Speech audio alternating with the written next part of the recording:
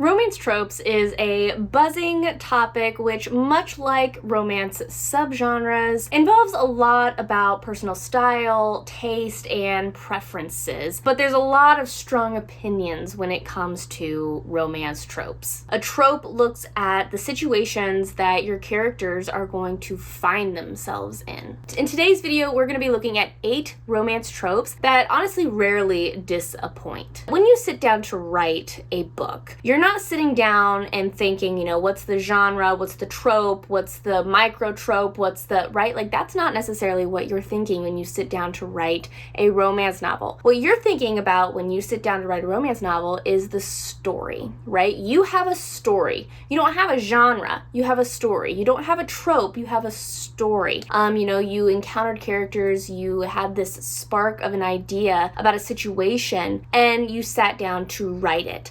And so personally, when I look at these romance tropes, I'm not thinking, oh, I want to write a romance novel within this trope and within this subgenre. I'm more of thinking, okay, where does my story fit in to these tropes, right? Looking at tropes, looking at subgenres, more than helping you write your story, it's gonna help you market your story. So let's go ahead and get started. The first one is woman in peril or person in peril. I love this trope because there is something at stake. It's more than, oh man, do I like this guy? Or, oh man, am I falling for this girl? This offers a little bit more risk and more danger, and it gives a reader a little bit more to chew on when it comes to the story. More than the relationship, more than, what is happening within the relationship. There's something happening outside of the relationship that impacts them. And because of that, this trope gives us the opportunity to see these characters in this relationship in action, right? It's not just, oh, when everything's perfect, things are working out and things are really nice and things are really grand and we're having a great time and we love each other. No, this is, the world is sort of crumbling around us, or one of us is in great,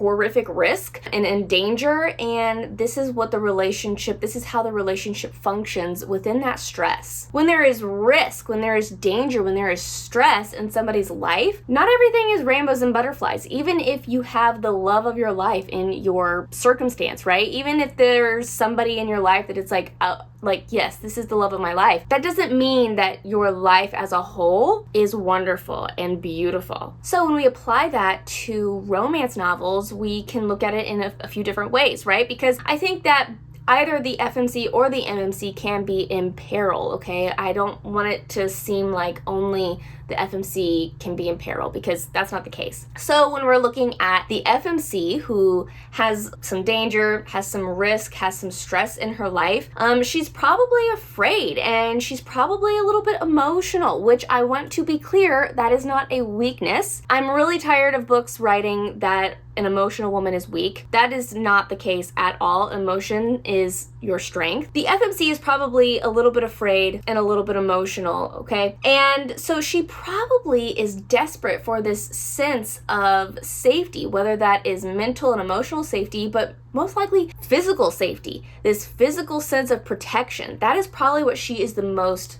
desperate for in this high-risk situation. Well, this is the perfect opportunity for the MMC to step up and be a man. When the MMC is in danger, when the MMC is in peril, then he's probably going to be a little bit ruffled. He's probably going to be a little bit defensive. He's going to be on guard. He's going to be tense. His shoulders are going to be up around his ears, and he's most likely going to be really hard to get through to. Like the FMC, he is also going to be desperate for a sense of safety and protection. But it's not going to be that physical safety and protection. It's most likely not going to be like that.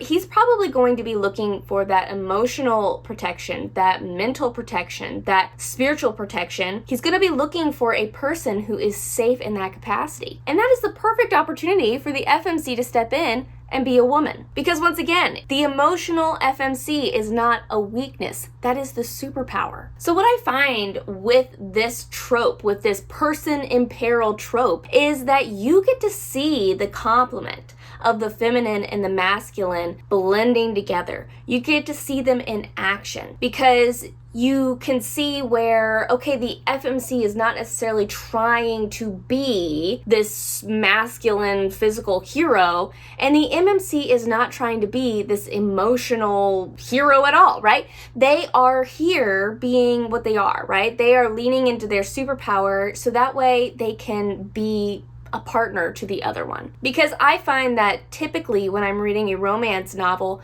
I'm hungry for that feminine masculine complement and that blend, so long as the characters are not leaning into the toxic traits of the feminine and masculine. The second one is Stranded, and I'll be honest, I love Stranded because they're stranded. They're literally stuck together. A lot of times in romance novels, the moment there is friction, the moment there is a little bit of a disagreement or, right, one of them is ruffled in some capacity, the automatic in most romance novels is that they run away from each other. They have a disagreement or they miscommunicate or they don't communicate. Worst trope on frickin' earth. And so what they do is they run.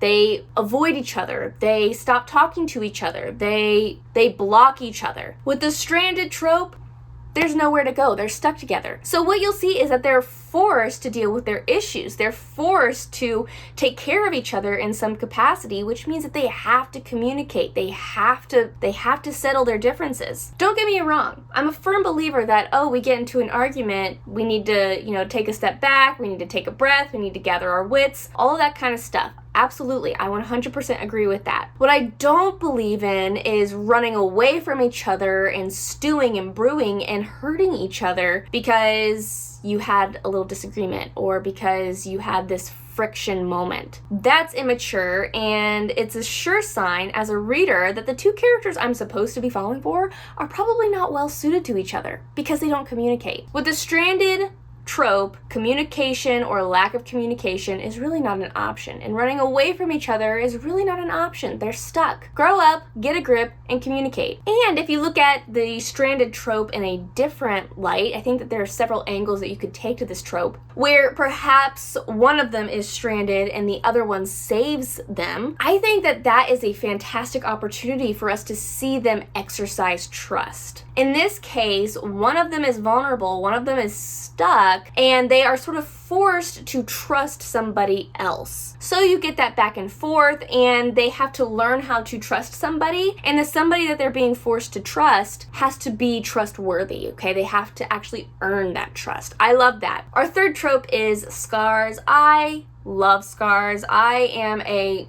scars fan, mostly because it is directly related to the damaged goods subgenre, and you know how I feel about damaged goods. With damaged goods, we see that the characters have to be very sensitive to one or both of each other's pain and of each other's feelings, and the main character has to sort of step up and prove that they are going to take care of this damaged person's mind, heart, feelings. Whatever it is, they're going to take care of the damaged person. It is just a constant exercise of proving trustworthiness. And trust is the key when it comes to romance. And it is especially key when it comes to damaged goods and to the scars trope, because you have somebody who's damaged, who's been hurt, who's been abused in some capacity, and the tendency with this kind of person is that they're going to have very thick and very high walls. It is going to be hard to get through to them because they've sort of developed this tendency to self-preserve and to protect themselves,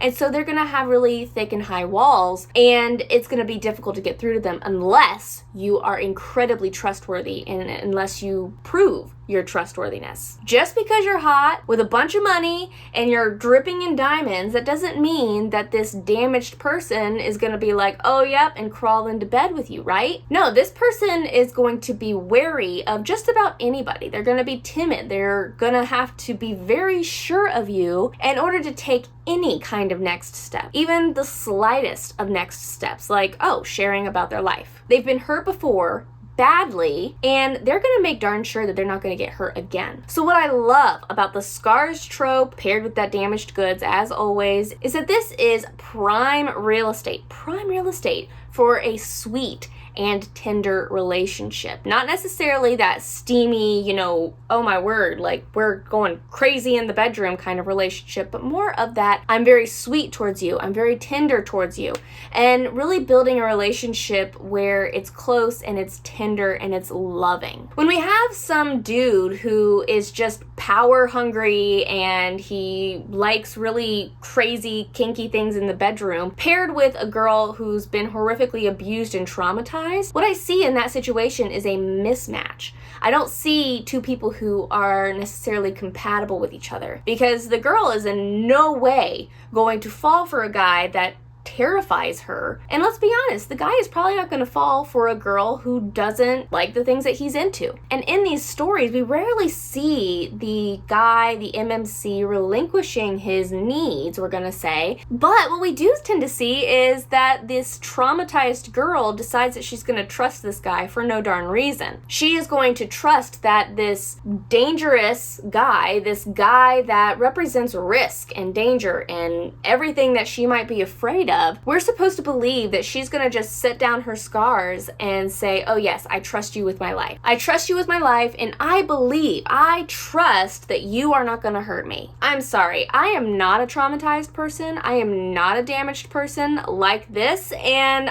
I wouldn't believe him. So there's that. So with the scars trope, we have a beautiful foundation for a loving relationship. Not always fire, not always steam, not always this wild, rapid, heated relationship, but a loving one. The next trope is protector, and this can go both ways. Obviously, the classic protector trope is that the MMC is protecting the FMC. I love that. I love an MMC that protects and an MMC that makes the FMC feel safe in some capacity. There is a lot of opportunity with this trope for an FMC to protect the MMC though. And I think that it's sort of growing in popularity, but it could still, I think that there's still a lot of opportunity here. And once again, a lot of real estate for an FMC protecting an MMC. In most cases, with a protector role for the FMC, it's gonna look a little bit different. It's gonna look a little different than an MMC protecting an FMC. A masculine approach to protectiveness is very action-oriented. It's very strong, it's very bold, it's very, right? It makes a statement, it makes a stand. It's all about that physical action, that physical wall. Now, there's nothing wrong with that. I wanna be very clear, there's nothing wrong with a protective MMC. It's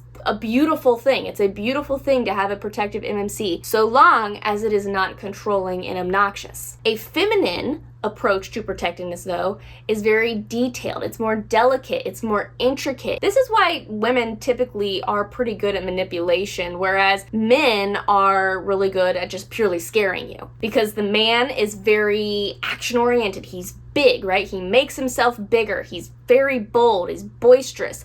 Whereas the woman, she'll get in there and nettle. With protector, once again, we are looking at this idea of I will keep you safe and building trust within that idea. Whatever that means in the situation. They might not even say it out loud. They might not even say, I will keep you safe, or you are safe with me out loud. But there is this sense of safety. The moment that a character enters a scene in a story, there is this sense of safety. FMCs might automatically seek to be close and to have physical proximity to the MMC because she feels like she is physically endangered and she feels safe when she is close to the MMC. And MMCs, when they have emotions that they're needing to deal with, or they have thoughts that they're needing to deal with, right? They need to cry, they need to laugh, they need to talk, they need to process things. They are going to go to the FMC because there's this sense of safety with her. He feels safe to open up to her. The one risk with the protector trope, besides the typical obnoxious controlling MMC, is that whoever the protector is can sometimes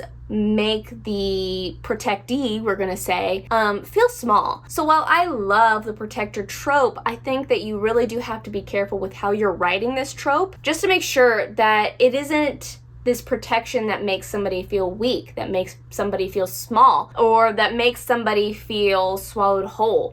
There is a beautiful way to protect somebody while simultaneously empowering them. The next trope is opposites attract, and I like opposites attract because this is a fantastic opportunity to see two characters who complement each other. Where one character is very weak, the other one is very strong. So what we end up with this particular trope is more of a partnership feeling. In more ways than just the romantic, these two need each other. They start depending on one another because they start to realize, hey, I'm not good at this, but you're really good at this. And if done correctly, we get the chance to see a beautiful mutual respect being built between the two characters. There's this understanding between them that it's like, I wish I was good at that, and I respect the fact that that is what you're good at. I respect that you fill in my holes and that I fill in yours. I respect the fact that there are certain things I cannot take care of, or that I won't take care of, or that I'm bad at taking care of, that you are perfectly equipped to deal with and handle. The typical opposites attract, I think, is,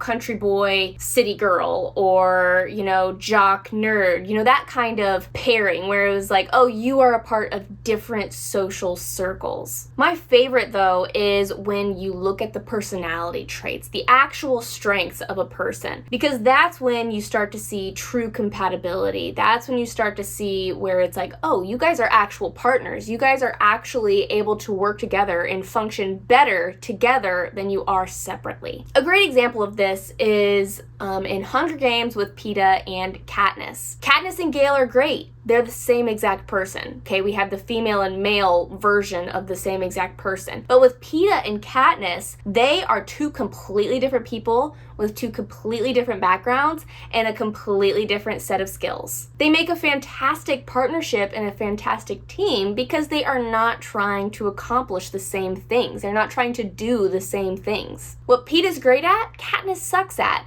and vice versa. And so with opposites attract, we can see the building blocks and the foundation and the development of a high-functioning relationship, which I just think is beautiful. The next trope is jilted. Now, this one does run the risk of being in rebound territory. I totally get that. That feeling of, oh, I was with this person and they hurt me, so now I'm with you. What I love about jilted, though, is that it is a lot like the scars trope. Love the scars trope. The jilted person is hurt in some capacity, whether it's physical, emotional, mental, doesn't matter. And the person that they end up in the story has the opportunity to show them that they are not going to hurt them. And not only that, but they have the opportunity to sort of put a little bit of a salve on those wounds. And we get to see and build trust with these characters alongside them. We see the hurt that one of them goes through, and then they get with this other person, and we are building trust with this other person along with the character whose eyes we are looking through. And I know I keep talking about trust and building trust, but here's the thing. And I'm going to talk about this in a future video when I cover sort of these critical moments in a romance novel. If there is no trust, actual trust, okay, I'm not talking safe word trust. I'm not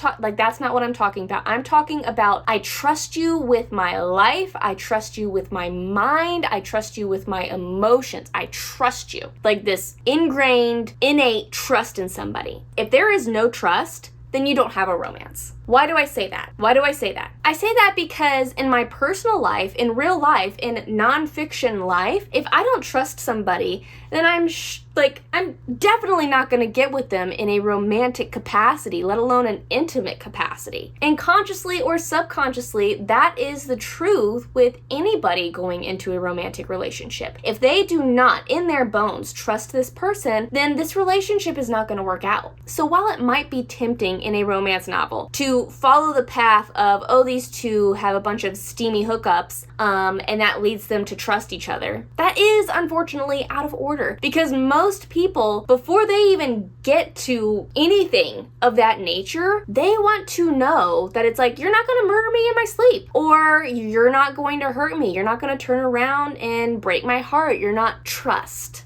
Okay, trust. There's no way somebody is going to be crawling into bed with another person unless there is trust built. Because let's be honest, when it comes to sexual intimacy, trust is crucial. I mean, trust is an absolute must because there's a lot of trust going into that. It is very easy to take advantage of somebody. It is very easy to hurt somebody in that position because both of you are being very vulnerable. And trust isn't typically automatic. Trust is earned. Trust is proven. So when it comes to romance, when it comes to any romance, trust is a must. Trust is the foundation of everything. And if you are not building trust between the main characters, and then a second level, building trust between the reader and the main characters, if you are not building that, then the romance is just not going to land correctly. It might be a little bit awkward. It might be a little bit I guess they're okay together. I guess they're good together, but it just meh, right? I mean, that's what it feels like when you're not building that trust. Trust, my friends. It all starts with trust. Which leads to the next trope, which is one of my all-time favorites. This is friends to lovers. Friends to lovers has a different feel about it when it comes to trust. We're typically coming into a story where there are two people who have been friends for a long time already. Or we see them as friends for a long time in the story before being lovers ever even crosses their mind. And what I love about friends to lovers is that there's a little bit of a degree of rawness when it comes to being with a best friend versus being with a potential lover. When we're with a best friend, it's sort of assumed that you are safe to be authentic and you're safe to be your complete and whole and true self. We are who we are, and that's what they get. You do embarrassing things with best friends. You have inside jokes with best friends. Weird, wild, stupid, silly things happen to you while you are with a best friend. You're typically very open, very honest with a best friend. You tend to share secrets with best friends. You have conversation with your best friend. And when your best friend asks you for your opinion, you're typically unashamed to share it, I think that's stupid. I hate that. Perfect. You're my best friend. I don't really care. The friends to lovers trope it sort of feels like the opposites attract trope, where you get that partners in crime feeling. Dynamic duos, attached at the hip, right? Finishing each other's sentences. A mere glance and you're both laughing. For me, this tends to be the realest feeling trope, because it isn't about seduction. This trope leans on, I really like being with you. I really like being with you. I like you. I enjoy your company. I want to talk to you. I want to be with you as a person, not just as a sexual partner. Over the course of knowing you, you've become attractive to me. We spent all of this time building trust between us, and the next natural step is that we make us a thing. There's casual moments that click. There's effortless sexual tension that sparks, and there's genuine love that just feels like being nurtured, and it feels very caring and tender and true. And all of these things are things that I mentioned in my How to Write a Romance Novel video. With friends to lovers, there's this sense of we've been through a lot together, and we've never let each other down. We've never lied to each other, and we're not going to start now. We've held each other accountable, and we're going to keep doing that. Personally, I look at the friends to lovers trope as sort of the ideal. At some point in time, when I am reading a romance novel, I want to see this trope, even if it is a mere glance, even if it's just a little bit of a hint of this trope, even if it's just, these two become friends during the course of this relationship. I want to see the friends to lovers trope. I want to see that friendship. I want them to be friends long before they're full-on lovers, because friends, you like being around your friends. You like your friends, okay? Lovers, there's certain people where it's I love you, don't necessarily like you, and I'm just not, I don't find those relationships appealing. But when you love and you like somebody, that hits different. This last one, I had no idea it was so controversial until I started being a part of the writing community. I definitely think that this one has to be wielded correctly. Otherwise, you do end up with something that feels a little bit ridiculous and a little bit juvenile. When done correctly, though, this trope is incredibly satisfying. This is the pregnancy trope. I hear a lot of people saying on the internet, rookie mistake. This trope is just about a rookie mistake, right? You didn't use protection, you didn't think it through, you went right, all the different things. You guys can't stay off of each other. Protection should just be second nature by now. I hear it all. And I completely agree with all of those things, okay? I completely agree with it. I'm also not a fan of the romance novels that use pregnancy and having a child together as a way to heal the relationship. That is impossible. Like, that's literally impossible. There might be a degree of, okay, well, now we have to make this work when, pregnancy is introduced in an untimely fashion in a relationship, but the pregnancy itself is not going to heal the relationship. Children will never heal a relationship. Children test the relationship. In fact, children sort of put a wedge between you and the relationship. So again, yes, I completely agree with that perspective and that opinion of the pregnancy trope. And those are the stories that I tend to read, and it's like, okay, like this doesn't feel like everything it could have been. In order to make the pregnancy trope work well, this has to be written very mindfully, very intentionally, and very carefully, because it can get a little wily pretty quick. Personally, I don't look at pregnancy in a story as the solution. I sort of look at it as something that amplifies. It has the potential to amplify a relationship, but I don't think that pregnancy in the way that it's typically used, which again is as a solution, is as, oh, this is going to bring us together, this is going to heal us. I don't think that that's quite right. I feel like that sort of lands awkward with me, and I read those stories and I think that would never happen. And so pregnancy, it's not always appropriate. It's not appropriate for every single story, every single romance that comes out. When it is well done though, this trope is beautiful. It is very beautiful. From the female side of things, I mean, you're like creating life. You're building a human. Like, that's pretty cool. Feminine superpower and action and all. You make people. I'd like somebody to compete with that. And let's see what you get along with that ability, okay? Okay, so I make people, all right? I make people. I am making a person right now, okay? Suddenly, you have this ferocious protective nature about you, and you'll take on a full army if you have to. You become a master comforter. You become the key to this growing child's development and this growing child's comfort, okay? There is nothing quite like a mother's love in a child's life. You instinctually connect with the human being growing inside of you. You sort of become this axis that this small beginner human is revolving around. Now, from the male side of things, there is just as much of a connection. It is not the same. I do not want to come across as if it's the same, because it's not the same. But there is most certainly a connection. There's obviously a connection to the child, but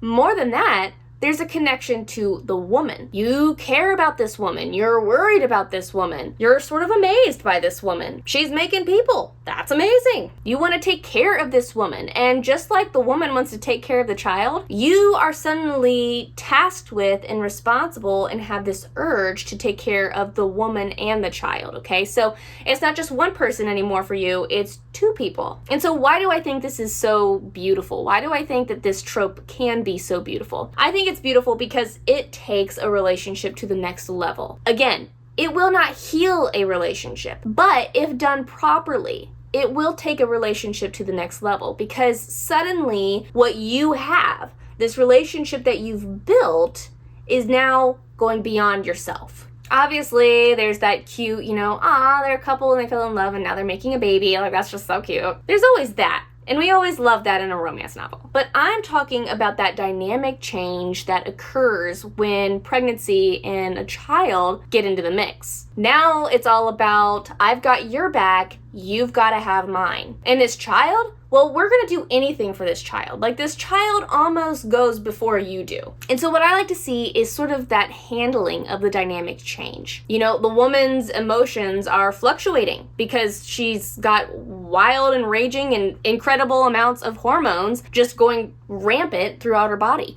So how is the man handling that? How is the man approaching that situation, that dynamic change? The man is sort of freaking out because, like I said, suddenly it's not just one person he's protective of, the woman. Now it's two people that he's protective of, the woman and the child. So how does the woman handle that? How does the woman handle that situation and that dynamic change between her and the man? This is another level of challenge and stress and strain and testing on the relationship. And when it is done with a relationship that is already strong, I think that it is really cool and really incredible and really beautiful to see them handle and navigate that, once again, that change, that shift, and that dynamic transition. And most importantly, how do they care for one another? Because let's be real, like, having a child is the most beautiful and the most exciting thing in the world, while simultaneously being the most terrifying reality you will ever have to face. So how do they come through for one another?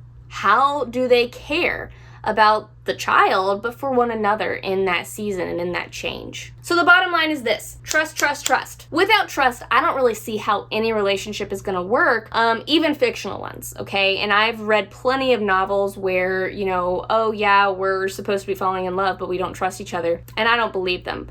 I don't support them. I don't believe them. I don't finish the book and think, go you guys. Instead, I'm sort of thinking, yeah, you should just like stop trying. Also, I want to finish off by saying that you can have more than one trope. I think that there are a lot of things going around where it's like, oh, like, pick your trope, you know, what trope are you writing? And I think that, you know, you can have multiple. You can have a bunch of different tropes in the same story. I think that when you sort of blend and layer different tropes, you're able to create a very deep story, and a story that sort of feels a little bit more real and a little bit more palpable.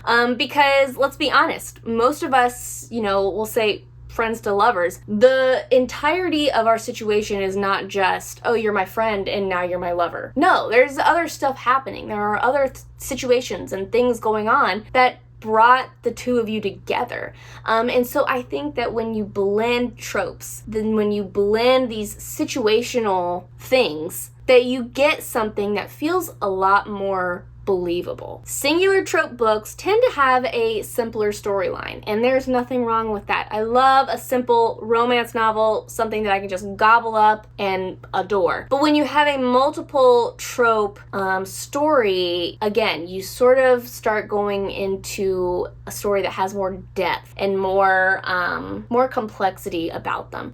So long as it is done well. And a major part of writing a trope well, of writing a story well, is when you let your characters speak. Like I said at the beginning, most of us are not sitting down and planning our stories out. We're not, you know, planning what our trope is and what our subgenre is and what our micro tropes are. We're not planning that stuff. We have a story in mind, and the only way that you can really express that is to let your characters speak. Just write it. Just write it. Finding the romance trope, finding the trope that your story lands under. The trope is not what is going to sell the book. The trope is not what's going to make the book beautiful. It's your characters and it's the relationship that you write that is going to make the book beautiful. The trope is going to be how you classify it, so that way you find the readers who want to read it.